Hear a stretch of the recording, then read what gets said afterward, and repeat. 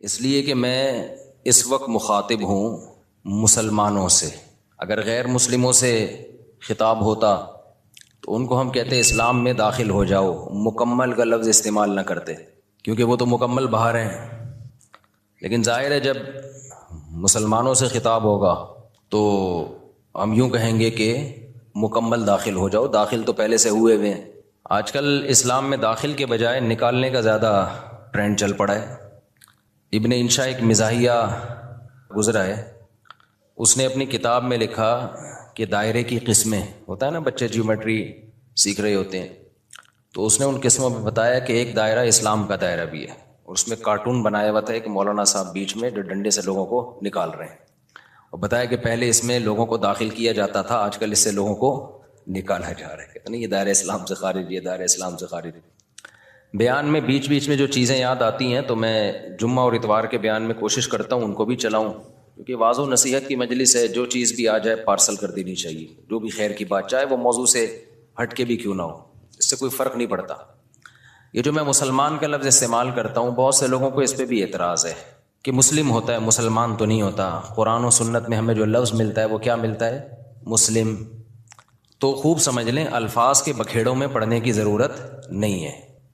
مسلم مسلمان، اردو میں مسلمان مسلم ہی کو کہتے ہیں.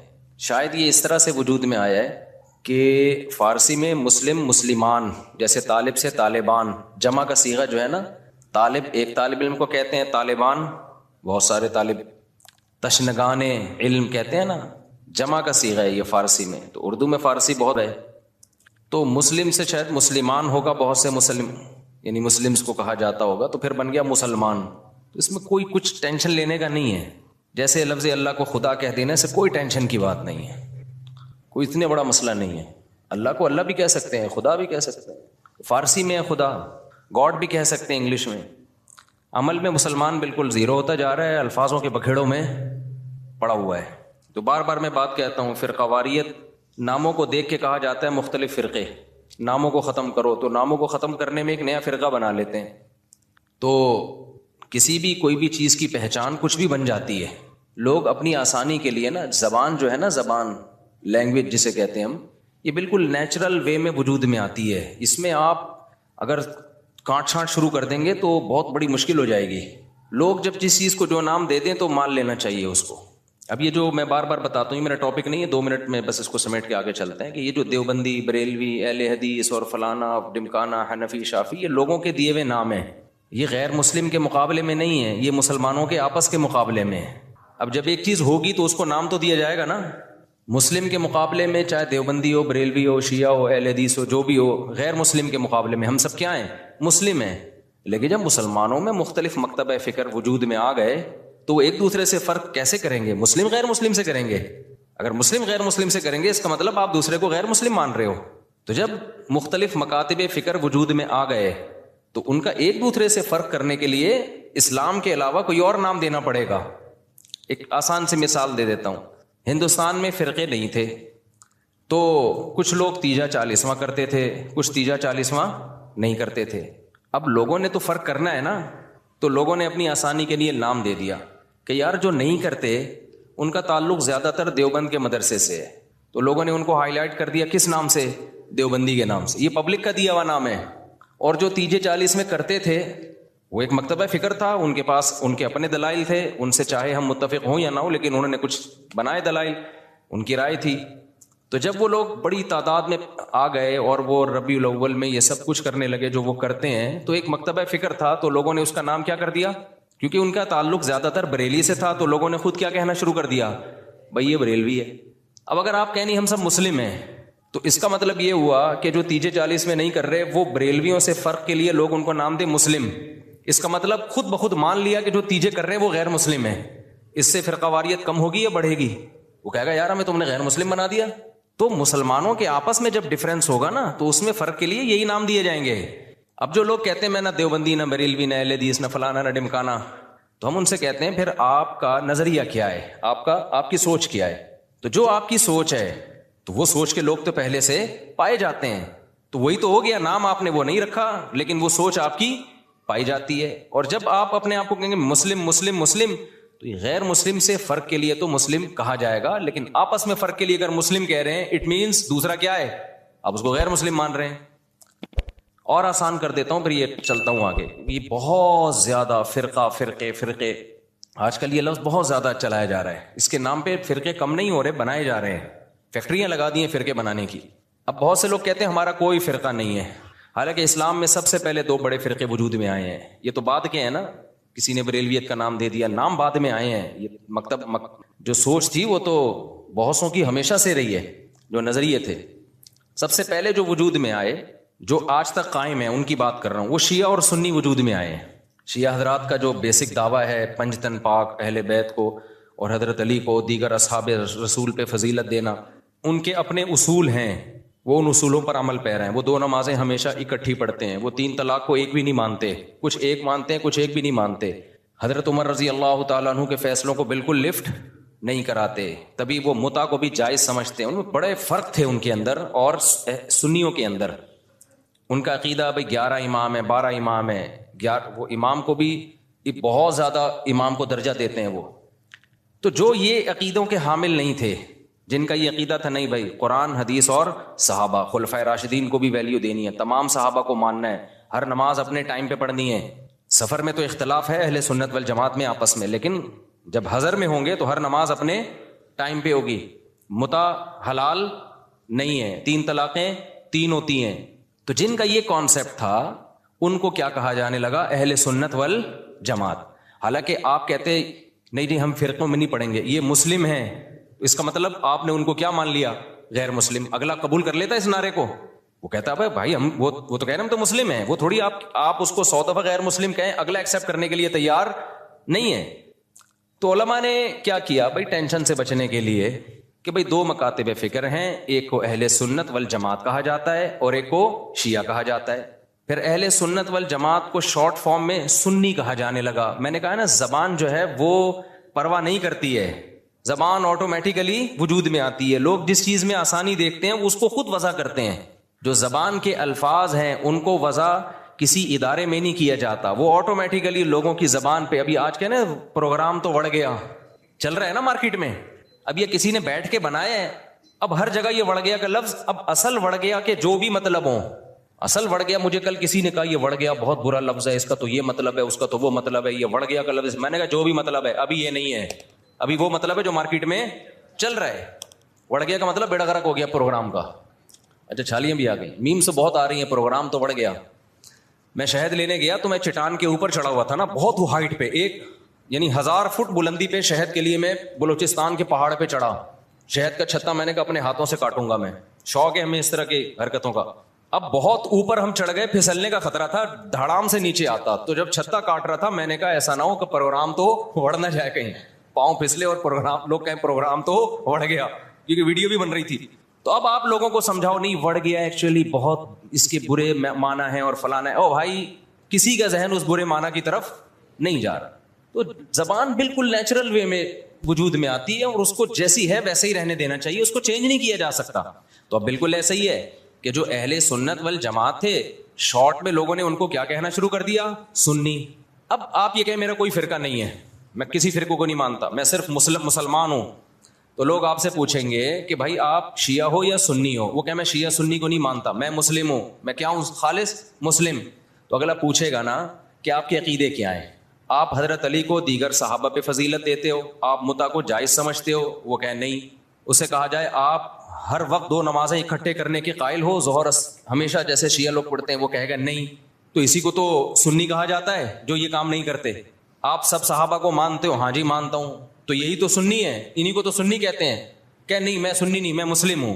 تو بھائی جو عقیدے آپ کے ہیں ان شارٹ اس کو سنی کہا جاتا ہے، تو اس میں کیا تکلف ہے منہ سے پھوٹ دو کہ میں سنی ہوں؟ مان رہے ہو انہی عقیدوں کو، تو اسی کے تو لوگوں نے آسانی کے لیے ان شارٹ کیا کہنا شروع کر دیا، سنی کہنا شروع کر دیا۔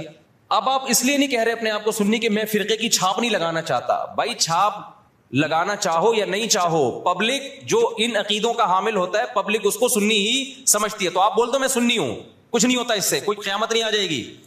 ایسے موقع پہ بلا وجہ نہیں چیختے پھرو کہ میں سنی ہوں، میں فلانا ہوں، میں ڈمکانا ہوں، میں یوں ہوں۔ جب ضرورت پڑے تو کہا جا رہا ہے نا، بلا وجہ تھوڑی ہائی لائٹ کیا جا رہا ہے۔ اور آسان مثال، بر صغیر میں جب احمد رضا خان بریلوی آئے اور انہوں نے وہ بہت زیادہ اس کا پرچار کیا، خاص جو ان کے مخصوص عقائد تھے وہ صحیح تھے غلط تھے، اب اس پہ بحث میں تو میں جا ہی نہیں رہا. اس کے بعد ایک خاص مکتبہ فکر وجود میں آیا کہ بھائی ربیع الاول کو عید کا دن کہنا ہے اور تیجا کرنا ہے، 40واں کرنا ہے، جو بھی کر رہے ہیں وہ ایکٹیویٹیز. اب کیا ہوا کہ جب یہ ایکٹیویٹیز بڑھی ہیں تو لوگوں نے کہا یہ والے جو لوگ ہیں نا، کچھ لوگ یہ چیزوں کو مانتے ہیں اور کچھ لوگ ان چیزوں کو بولو نہیں مانتے. تو لوگوں نے جو نہیں مانتے تھے ان کو دیوبندی کہنا شروع کر دیا، جیسے ہم لوگ نہیں مانتے، ہمارے اکابر بھی نہیں مانتے تھے. تو لوگوں نے کہا کہ یار یہ جو مکتبہ فکر ہے نا، ان کا تعلق زیادہ تانے بانے ان کے دیوبند مدرسے سے جا کے ملتے ہیں. تو چاہے اب تانے بانے دیوبند سے ملیں یا نہ ملیں، بر صغیر میں صرف دیوبند کا مدرسہ تھوڑی تھا، لاکھوں ہزاروں مدرسے تھے. چاہے جس مدرسے سے بھی فارغ ہو، چاہے وہ دیوبند کا نہ بھی ہو، پبلک نے اس کو کیا کہنا ہے؟ دیوبندی. کیونکہ پبلک آسانی دیکھ رہی ہے نا، آسانی دیکھ رہی ہے، اس کی ڈیپ میں نہیں جاتی، زبان میں نہیں اتنی ڈیپ میں جایا جاتا. لوگ کہتے ہیں یار ان شارٹ بتاؤ کیا ہو تم. اور جو لوگ یہ کام کر رہے تھے ان کو پبلک نے کیا کہنا شروع کر دیا؟ بھائی بریلوی کہنا شروع کر دیا. اب آپ کے ہاں کوئی بندہ رشتہ لے کر آیا اپنی بیٹی، آپ کی بیٹی کے لیے، بیٹھا ہوا ہے سامنے، چائے رکھ دیا آپ نے، ڈبو کے بھی نہیں کھا رہا، اس کو پتا ہے رشتہ ٹوٹنے کا خطرہ ہوتا ہے، ایٹیٹیوڈ کے خلاف ہے یہ ڈبو کے کھانا نا، تمیز سے بیٹھا ہوا ہے. آپ لوگ کیا تھے کہ آپ تیجا بھی کرتے ہیں، 40واں بھی کرتے ہیں، عرس بھی مناتے ہیں، قوالیوں میں بھی جاتے ہیں. آپ کا ایک یہ سوچ ہے آپ کو رشتہ اسی قسم کا چاہیے. میں سمجھا پا رہا ہوں؟ ادھر توجہ میری طرف. آپ کو رشتہ چاہیے اسی مزاج کا. تو آپ لڑکے سے ان شارٹ کیا پوچھو گے کہ آپ مسلم ہو یا غیر مسلم؟ یہ پوچھو گے. اگر آپ نے پوچھ لیا کہ بیٹا آپ ہمارا کوئی فرقہ ورقہ نہیں ہے، ہم دیکھنا چاہتے ہیں آپ کی سوچ کیا ہے، ہم صرف مسلم ہیں، تو بیٹا آپ مسلم ہو یا غیر مسلم؟ وہ کیا کہے گا؟ میں کوئی ہندو عیسائی چمار لگ رہا ہوں آپ کو؟ وہ شرم نہیں آتی آپ کس طرح کے سوال پوچھ رہے ہیں مجھ سے؟ بولو نا کیا ہو گیا؟ یہی کہے گا نا وہ جواب میں کہ دیکھو بیٹا ہم فرقوں کو تو مانتے نہیں، ہم تو یہ مانتے نہیں دیوبندی، بریلوی، اہل حدیث اور شیعہ سنی. بیٹا یہ سب چیزیں یہ تو منجن ہے، منجن. یہ کیا ہے؟ یہ فرقوں کے منجن ہے. بیٹا ہم سمپل مسلمان ہیں، آپ بتاؤ کیا ہو، آپ مسلمان ہو یا نہیں؟ اگلا کہے گا انکل ختنے دکھا دوں کیا میں آپ کو؟ میں مسلمان ہوں تو مسلمان گھرانے میں آیا ہوں نا. کس طرح کی باتیں کر رہے ہیں آپ بھی مسلمان ہیں، ہم بھی مسلمان ہیں. تو اب آپ یہ بتائیں کہ مسلمانوں میں آپ کا مکتبہ فکر کیا ہے، کس سوچ کے حامل ہیں آپ کی سوچ کیا ہے، آپ کے اصول اور ضابطے کیا ہیں؟ آپ تیجے 40 میں کرتے ہیں؟ کہے گا ہاں بیٹا. آپ عرس پہ جاتے ہیں؟ ہاں بیٹا. آپ نبی کو حاضر ناظر سمجھتے ہیں؟ ہاں بیٹا. اچھا تو آپ بول دینا منہ سے ان شارٹ کے ہم بریلوی ہیں. گھنٹہ میرا پی گئے آپ بیٹھ کے. اور لڑکی والے بھی لڑکے سے یہ پوچھیں گے کہ بیٹا ان شارٹ آپ بتاؤ. اچھا لڑکا الٹے سوال پوچھ رہا ہے آپ مسلم ہیں؟ میں صرف مسلم ہوں، آپ بتائیں مسلم ہیں؟ وہ دیں گے رشتہ؟ بولے پتہ نہیں کس قسم کا آدمی، ہم کہتے ہندو لگ رہے ہیں ہم تجھے شکل سے کیا؟ تو وہ بھی ان شارٹ پوچھیں گے بیٹا آپ دو بڑے مکتبہ فکر بر صغیر میں چل رہے ہیں، کچھ تیجے 40 کو مانتے ہیں، کچھ تیجے 40 کو نہیں مانتے. تو جو نہیں مانتے ان کو دیوبندی کہا جاتا ہے. لوگوں نے اپنی آسانی کے لیے نام دیا اور سوسائٹی نے اس کو ایکسیپٹ کر لیا اس نام کو، اور جو کرتے ہیں ان کو بریلوی کہا جاتا ہے. تو ان شارٹ آپ بتا دو کہ آپ دیوبندی ہو یا بریلوی ہو. وہ اگر کہتے میں بریلوی، چل بھائی ٹھیک، رشتہ ڈن ڈنا ڈن. اگر وہ کہتے کہ میں دیوبندی ہوں تو بھائی پتلی گلی سے نکلو. سمجھ رہے ہو؟ ناموں کی بات کر رہا ہوں میں. ہاں بلا وجہ اپنا نام ہائی لائٹ کرنا. اچھا ایک اور اس میں ہم اہل حدیث کو بھی اس میں لے لیتے ہیں. اہل حدیث کیا ہے؟ جب شیعہ سنی دو فرقے بڑے وجود میں آئے، جن کا ابھی تک فرقے تو بہت سارے بنے تھے، بہت سارے تو ختم ہی ہو گئے، کیونکہ جو باطل چیزیں زیادہ پنپتی نہیں ہیں، اور پنپتی بھی ہے تو ایک جگہ قائم نہیں رہتی. آپ اگر 1200 سال پہلے کے شیعہ کو دیکھ لیں تو الگ تھے، 200 سال بعد والے الگ، آج الگ. تو وہ بہت یعنی ایک جگہ نہیں. آپ اہل سنت والجماعت کو دیکھیں گے نا تو جو 1200-1300 سال پہلے تھے آج بھی اسی ٹریک پر ہیں. وہ خاص طور پر جو ان چاروں مکاتب فکر کو فالو کرتے ہیں، حنفی، مالکی، شافعی، حنبلی، ان کے اصول 1300 سال پہلے لکھ لیے گئے تھے، مسائل بھی لکھ لیے گئے تھے، تو اب اس سے ہٹتے نہیں ہیں. یہ آپ کو حنفی 800 سال پہلے کا بھی وہی نظر آئے گا جو آج تھا، شافعی 800 سال پہلے کا بھی ویسے ہی نظر آئے گا جیسا آج تھا. اگر تبدیلی ہوئی ہے تو بدعت کے حوالے سے ہوئی ہے. کسی میں بدعتیں آ گئیں، کسی میں بدعتیں کوئی ایکسٹریم لیول پہ ادھر چلا گیا. کوئی مسائل کے معاملے کی بات کر رہا ہوں جو اسلامک لا ہے، لا نہیں چینج ہوا کیونکہ وہ ریٹن فارم میں آ چکا تھا پہلے. تو اب میں عرض کر رہا تھا کہ دو فرقے بڑے وجود میں آ گئے. ایک کو کیا کہا جاتا تھا؟ شیعہ. ایک کو کیا کہا جاتا تھا؟ سنی. تو سنیوں کا جو اصول اور ضابطہ تھا وہ یہ تھا کہ قرآن سے مسئلہ دیکھا جائے، پھر نبی صلی اللہ علیہ وسلم کی صحیح احادیث سے، اس کے بعد صحابہ. تو انہوں نے اس اصول کو سامنے رکھ کے ریسرچ کی اور باقاعدہ جیسے حدیث کو ریٹن فارم میں محدثین لے کر آئے کہ بھئی اب سینہ بسینہ کب تک چلے گی، اس کو ریٹن فارم میں لے کر آؤ، کتابیں لکھو، ضائع ہو سکتا ہے علم. تو اسی طرح جو مسائل تھے، یہ جائز ہے، یہ ناجائز ہے، یہ مکروہ ہے، یہ حرام ہے، یہ مکروہ تنزیہ ہے، فلاں کام کرنے سے سجدہ سہو واجب ہوتا ہے، فلاں غلطی کرو تو سجدہ سہو نہیں، پوری نماز ہی لوٹانی پڑے گی، ہزاروں مسائل تھے نا. تو ائمہ کرام نے اجتہاد کیا اور مسائل کو ریٹن فارم میں لانا شروع کیا. تو جو اہل سنت والجماعت تھے وہ ان کے 4 مکاتب فکر وجود میں آئے. جو کام امام ابو حنیفہ نے کیا، اس کام سے جو متاثر ہوئے اور اس طریقے کو جنہوں نے فالو کیا ان کو کیا کہا جانے لگا؟ حنفی. اور جنہوں نے امام شافعی کو فالو کیا ان کو کیا کہا جانے لگا؟ بولتے کیوں نہیں؟ شافعی. اب آپ بتاؤ جو امام شافعی کو فالو کرتے ان کو اگر ہم مسلم کہتے کہ نہیں حنفی شافعی کچھ نہیں ہوتا، مسلم ہے، اس کا مطلب شافعی اگر مسلم ہے تو حنفی بھی غیر مسلم ہے؟ نہیں آئی میرا خیال ہے بات. تو یہ نام صحیح ہوتا؟ جنہوں نے امام مالک کو فالو کیا ان کو کیا کہا جانے لگا؟ مالکی. جنہوں نے امام احمد کو فالو کیا انہوں کے کیا کہا جانے لگا؟ حنبلی، جیسے کہ سعودی عرب میں. تو اللہ کا کرنا ایسا ہوا کہ یہ 4 اماموں کا فقہی دنیا میں چلا ہے صدیوں. بہت سارے مسائل میں ان میں اتفاق تھا. کچھ مسائل ایسے تھے کہ 2 امام ایک طرف، 2 دوسری طرف، کچھ میں 3 ایک طرف، 1 ایک طرف. تو جو اختلافی تھے وہ اب اختلافی رہ گئے ہمیشہ کے لیے، جو اتفاقی تھے وہ کیا بن گئے؟ اتفاقی بن گئے. اب جو اختلافی تھے تو علماء نے کہا کہ بھائی چونکہ اتنے بڑے بڑے ائمہ نے ریسرچ کا کام کیا ہے، یہ اختلاف اب حل نہیں ہو سکا. جیسے رفع الیدین کا مسئلہ اختلافی بن گیا، امام کے پیچھے آمین زور سے کہنی آہستہ کہنی ہے، یہ کیا بن گیا؟ اختلافی. ہاتھ یہاں باندھنے یہاں باندھنے، یہ ذہن میں رکھے سینے پہ ہاتھ باندھنا کسی مجتہد سے منقول نہیں ہے، بلکہ سعودی عرب کے ایک عالم کا بھی کلپ بھی آیا، انہوں نے کہا یہ مکروہ عمل ہے سینے پہ ہاتھ باندھنا، کیونکہ اس بارے میں صحیح حدیث موجود نہیں ہے. تو وہ اگر میں کہتا نا ہندوستان کے کسی عالم کا تو لوگ کہتے ہیں نہیں یہ تو مانتے ہی نہیں حدیثوں کو، حالانکہ غلط بات ہے، کیوں نہیں مانتے بھائی؟ لیکن سعودیہ کے تبھی آپ نے ائمہ حرمین کو بھی دیکھا ہوگا سینے پہ ہاتھ نہیں باندھتے، وہ بھی نیچے ہاتھ باندھتے. تو 4 اماموں میں کسی کے ناف کے اوپر ہے، کسی کے ناف کے تھوڑا سا اوپر، کسی کا ناف کے بالکل اوپر. ایسا 4 میں سے کسی کی ریسرچ نہیں ہے کہ سینے پہ ہاتھ باندھے جائیں، یہاں یوں کر کے ہاتھ باندھے جائیں. خیر جو باندھتے ہیں ہمیں ان سے کوئی چڑ نہیں ہے، کوئی اتنا بڑا ایشو نہیں ہے. یہ میں تو صرف یہ بتا رہا ہوں کہ یہ جو الزام لگایا جاتا ہے نا کہ یہ لوگ حدیثوں کو نہیں مانتے، یہ الزام غلط ہے. کیونکہ حدیثیں میں ہوتا نا تو یہ 4 اتنے بڑے بڑے مجتہدین جن کو پوری امت نے، جو تابعین تبع تابعین کے دور کے لوگ تھے، ان کو تو حدیثیں زیادہ پہنچی تھیں اور حدیث کی سند کی تحقیق یہ زیادہ اچھے طریقے سے کر سکتے تھے، یہ قائل ہوتے اس کے. تو ابن خزیمہ کی جو روایت ہے سینے پہ ہاتھ باندھنے والی، وہ صحیح روایت نہیں ہے. مصیبت آج کل یہ ہے کہ آپ کا جو مذہب ہوتا ہے آپ وہ حدیث کو لازمی صحیح کہنا ہے، مارکیٹ میں جو چل رہا ہے، اور جو مخالف کی دلیل ہے وہ لازمی کیا ہے؟ پہلی نظر میں ہی ضعیف ہے. یہ چل رہا ہے مارکیٹ میں. خیر تو ان 4 اماموں میں جب اختلاف کچھ باقی رہ گیا تو امت کے بڑے بڑے علماء نے فتویٰ دیا کہ بھائی اب یہ اختلاف ختم کرنا ممکن بولو نہیں ہے، کیونکہ صحابہ میں یہ اختلاف تھا. کوئی یہاں ہاتھ باندھتا، کوئی ہاتھ چھوڑ کے نماز پڑھتا. صحابہ میں صحیح حدیث سے ثابت ہے ایک صحابی ہاتھ چھوڑ کے نماز پڑھتے تھے، اور یہ بھی ثابت ہے صحیح سند سے کہ مدینہ والے ہاتھ چھوڑ کے نماز پڑھتے تھے. تو امام مالک نے کہا کہ بھائی مدینہ والے جب ہاتھ چھوڑ کے نماز پڑھ رہے ہیں تو نبی کی آخری نماز تو انہوں نے دیکھی ہے، تو میں ہاتھ چھوڑ کے نماز کے قائل ہوں. ٹھیک ہے ہاتھ باندھنے والی حدیثیں ہیں لیکن وہ پرانے زمانے کی ہیں. مدینہ کس کو فالو کر رہا ہے؟ نبی کے آخری عمل کو فالو کر رہا ہے، تو میں ہاتھ چھوڑ کے نماز. تبھی مالکیہ پوری دنیا میں جہاں بھی ہیں کیسے نماز پڑھتے ہیں؟ بولتے کیوں نہیں؟ ہاتھ چھوڑ کے. اب کبھی ہمیں ہاتھ چھوڑا ہوا بندہ نظر آ جائے نماز پڑھ رہا ہے تو ہمیں اشکال ہوتا ہے یار ساری دنیا تو ہاتھ باندھ کے نماز پڑھ رہی ہے، یہ کیوں چھوڑ رہا ہے؟ تو ہم بجائے اس کے کہ بولیں یہ مسلم ہے یا میں مسلم ہوں، تو کیا مطلب وہ غیر مسلم ہوں، ہندو ہے وہ؟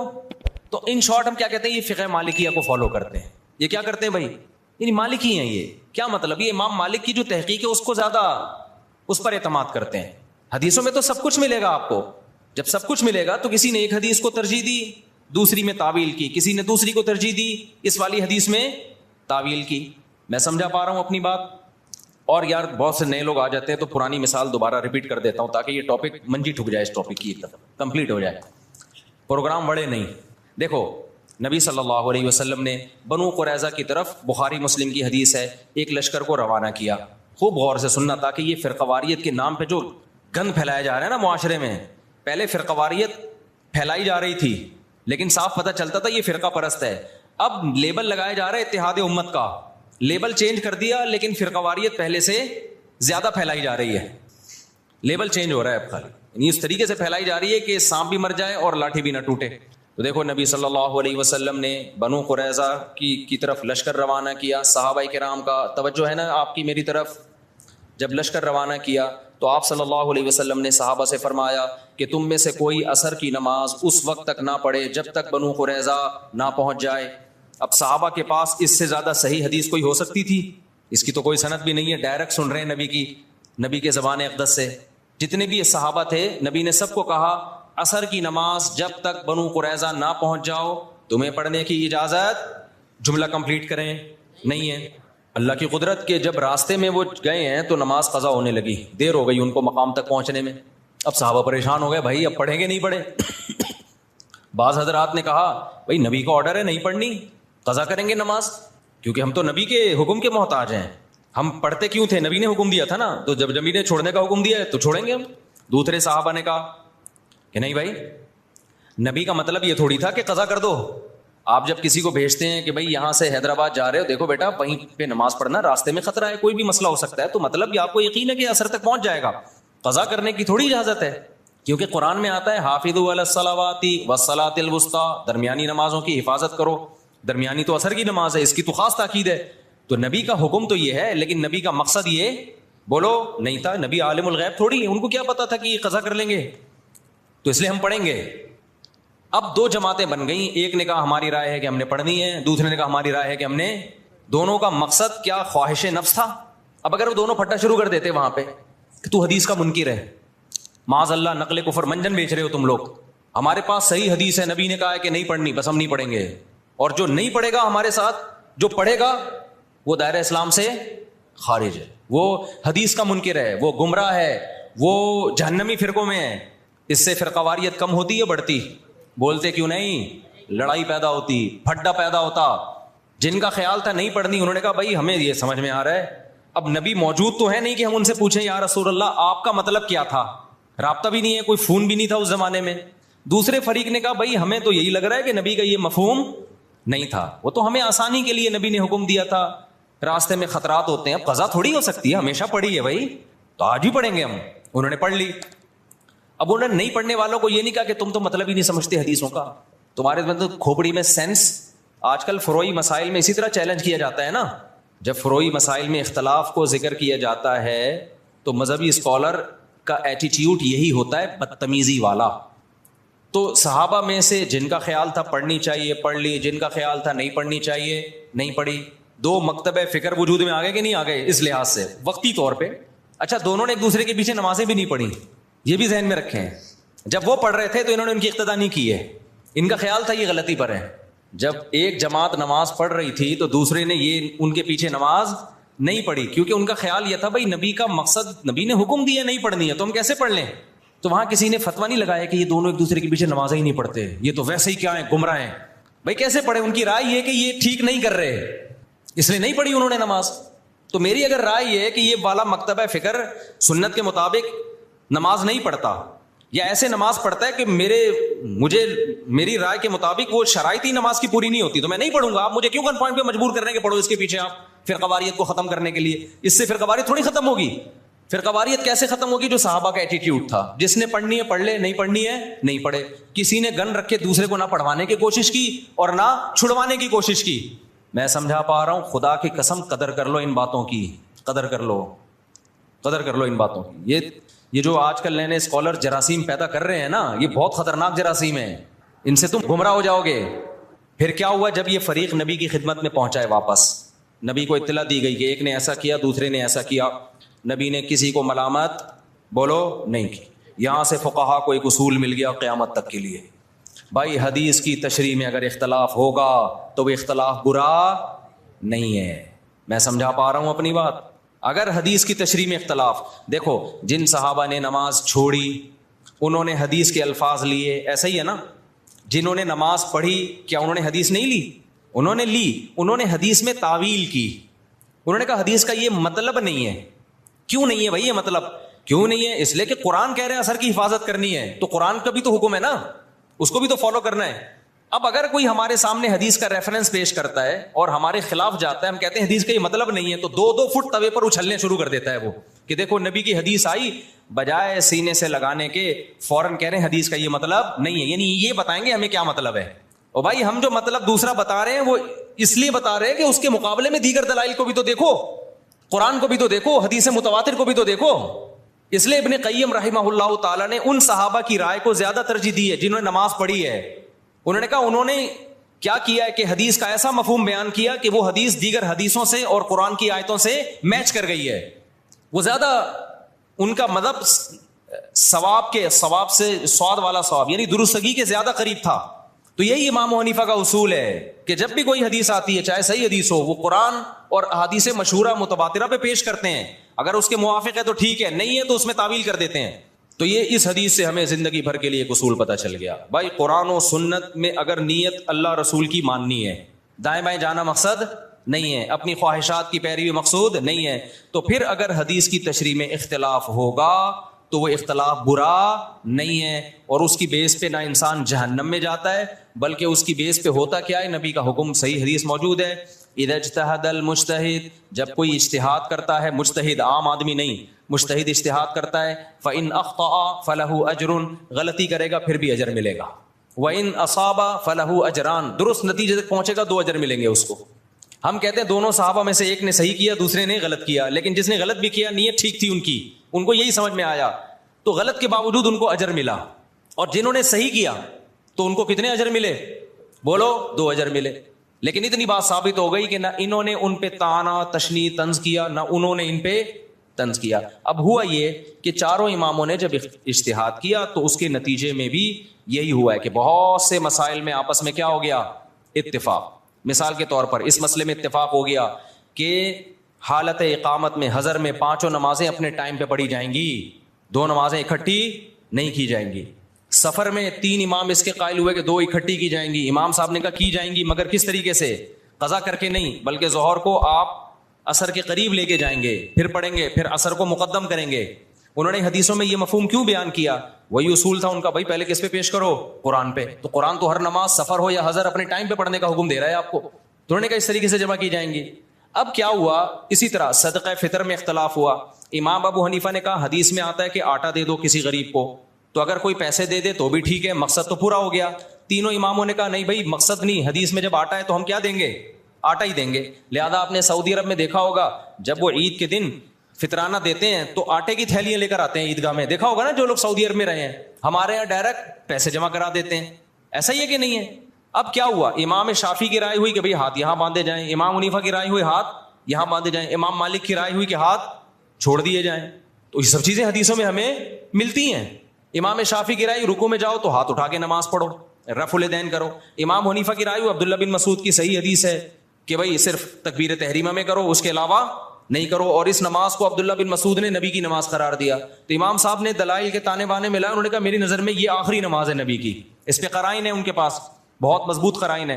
اب جب یہ مکاتب فکر بن گئے تو جس نے امام شافعی کو فالو کیا وہ رفع الیدین کر رہا ہے, جس نے امام حنیفہ کو فالو کیا وہ نہیں کر رہا. اب اس میں یہ کہنا کہ وہ حدیث کو مانتا ہے وہ حدیث کا منکر ہے, یہ ہے جہالت. اٹ از کالڈ, یہ اس کا مطلب ہے آپ کو ایک ادھر کے دلائل معلوم ہے ادھر کے معلوم نہیں ہے, یا آپ کی کھوپڑی میں آ نہیں رہے, اپنی جہالت کو دوسروں پہ آپ تھوپ رہے ہیں. سمجھتے نہیں ہے نا باپ. امام صاحب کا جو مذہب ہے رفع الیدین نہ کرنے میں بہت مضبوط مذہب ہے. امام ترمذی امام بخاری کے شاگرد لکھتے ہیں کہ زیادہ تر صحابہ رفع الیدین نہیں کرتے تھے. اس پہ میں کئی دفعہ پیش کر چکا ہوں حوالے, لیکن ابھی یہ ٹاپک نہیں ہے رفع الیدین کا, ایسا نہ ہو میرا پورا بیان وہ رفع الیدین کا کلپ نکال کے آگ لگا دیں اس میں. دونوں طرف دلائل ہیں. تو امت نے کیا کیا, انہوں نے کہا یہ کام اب ہو چکا ہے, فقہ مرتب ہو گیا, اب جو جس کو فالو کرے. زیادہ تر ہوا یہ کہ جو مکاتب فکر کے لوگ جس علاقے میں اسلام لے کر گئے تو غیر مسلم آٹومیٹیکلی اسی فقہ میں داخل ہو گئے. اب چونکہ ہندوستان میں جو اسلام آیا تو کوفہ اور بصرہ سے آیا ہے. کوفہ بصرہ میں عبداللہ بن مسعود اور علی کے شاگرد رضی اللہ ان کے زیادہ شاگرد تھے, وہ اسلامی خلافت کا ذریعہ تھا. تو وہاں سے اسلام دنیا بھر میں پھیلا, پورا ہندوستان. تو وہ نمازیں بھی وہی والی آ گئیں ساری, بغیر رفع الیدین والی. تراویحیں 20 رکعتیں آ گئیں, سمجھ رہے ہو. ازبکستان میں بھی وہی, ایران میں بھی, افغانستان میں بھی, بنگلہ دیش میں بھی. تو میجورٹی جو تھی وہ وداؤٹ رفع الیدین نماز پڑھنے لگی. اور چونکہ یہ امام حنیفہ کی رائے تھی تو اس مکتبہ فکر کو کیا کہا جانے لگا, بولو حنفی. اب اگر اس کو ہم مسلم کہتے, اس کا مطلب جو رفع الیدین کرنے والے ہیں وہ کیا ہیں, غیر مسلم. تو یہ کوئی عقل کی بات ہوتی. یہ میں اس لیے کہہ رہا ہوں, لوگ کہتے ہیں نا ہم نہ حنفی نہ شافی, ہم تو صرف مسلم ہیں. ابے تو پاگل ہے, تو منجن بیچ رہا ہے. بھائی ہم حنفی ہیں, شافعی اور مالکیہ کے مقابلے میں حنفی ہیں. غیر مسلم کے مقابلے میں کوئی حنفی شافعی نہیں ہوتا, اس میں ہم کیا ہیں, اس میں تو مسلم ہیں سارے. تبھی ہم بلا وجہ اپنے آپ کو نہ دیوبندی کہتے ہیں نہ حنفی کہتے ہیں. کبھی دیکھا ہم نے بلا وجہ دیوبندی حنفی خام خواہ کی؟ جب بھی کوئی پوچھے بھائی ہم مسلمان ہیں ماشاءاللہ سب لوگ, جہاں ضرورت پڑتی ہے, جیسے رشتہ لینے کے لیے گئے تو اگلا پوچھے گا تو دیوبندی ہے بریلوی؟ آپ نے کہا میں مسلم ہوں, علمی کتابی ہوں, تو وہ کہے گا تو کیا ہے بھائی, تو تیجا کرتا ہے کہ نہیں کرتا؟ وہ کہے میں نہیں کرتا, تو بولنا دیوبندی ہوں, پھوٹتا کیوں نہیں منہ سے؟ یا تو دیوبندی ہے یا اہل حدیث ہے, یہ دونوں نہیں کرتے. کیا خیال ہے بھائی, یا تو دیوبندی ہے یا کیا ہے, اہل حدیث ہے؟ کہ نہیں میں کچھ بھی نہیں ہوں. تو کیوں ٹائم ویسٹ کر رہا ہے بھائی تو؟ آپ اس سے پوچھ رہے ہیں لڑکی والوں سے آپ کیا ہیں, وہ کہیں میں ہم مسلم ہیں. او بھائی مسلمان کیا میں ہندو لگ رہا ہوں آپ کو شکل سے؟ آپ تیجا کرتے ہیں, ہاں جی کرتا ہوں. آپ ربیع الاول کو عید مناتے ہیں, ہاں جی, تو بولو منہ سے. ان شارٹ ایسے لوگوں کو کیا کہا جاتا ہے, بریلوی کہا جاتا ہے. فرقواریت تو جب پھیلتی کہ جب ہم بلا ضرورت ان ناموں کو استعمال کر رہے ہوتے خام خواہ میں. جہاں ضرورت نہیں ہے وہاں بھی اپنے نام کے ساتھ بلا وجہ کا حنفی لگایا ہوا ہے, بلا وجہ کا شافی لگایا ہوا ہے, بلا وجہ کا دیوبندی لگایا ہوا ہے, بلا وجہ کا اہل حدیث لگایا ہوا ہے, یہ تو بلا وجہ کا ہے. پھر ہم کہتے ہیں یار بلا جہاں ضرورت ہوگی وہاں یہ نام استعمال کیا جائے گا, جہاں ضرورت نہیں ہے تو وہاں یہ نام استعمال نہیں کیا جائے. اور جس کا کوئی نام ہی نہیں ہے, کہیں بھی منسوب نہیں ہے, اس کا مطلب وہ بالکل فارغ ہے. اس کا مطلب وہ, کیونکہ جتنے بھی مسلمانوں میں فرقے چلے آ رہے ہیں وہ یا تو یہی ناموں سے ہیں, اور حدیث میں آتا ہے جو اہل حق ہے وہ ہمیشہ رہیں گے. تو آپ جب نئی چیز مارکیٹ میں لا رہے ہو تو آپ کبھی بھی اہل حق میں شامل نہیں ہو سکتے. تو اس لیے جلدی ہو گیا تو اب کیا کروں, پھر اس کو جلدی سے نمٹاتا ہوں میں جلدی سے اس ٹاپک کو.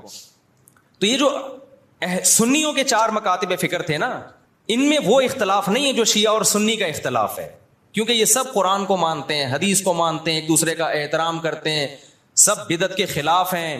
تھوڑے ان میں آگے جا کے اختلاف آتے ہیں. تو اس اختلاف کو ختم کرنا اب پاسبل نہیں ہے, کیونکہ اگر پاسبل ہوتا تو اتنے بڑے ائمہ اور ان کے شاگرد ختم کر چکے ہوتے. اب امت نے کیا کیا کہ بھائی اب بجائے اس کے کہ وہی بحثیں دوبارہ ہوں, امت کی صلاحیتیں جہاد کے میدانوں میں اور بے حیائی کے خاتمے اور بدعت کے خاتمے میں خرچوں.